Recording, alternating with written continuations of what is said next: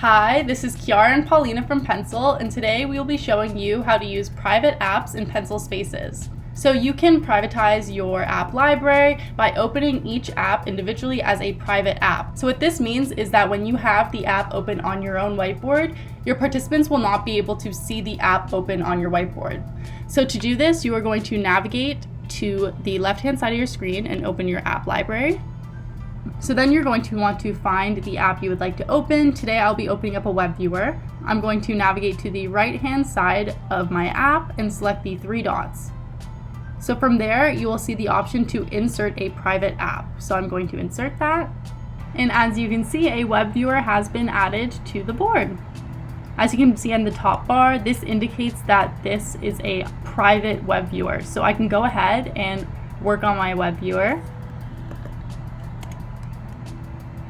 And none of this will be visible to my students.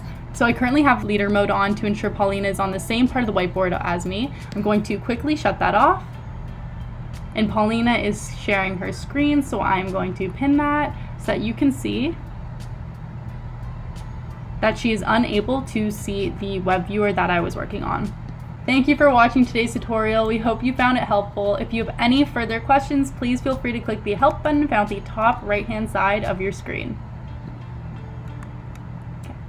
Make sure to like this video and subscribe to our channel to stay up to date with all things new at Pencil Spaces.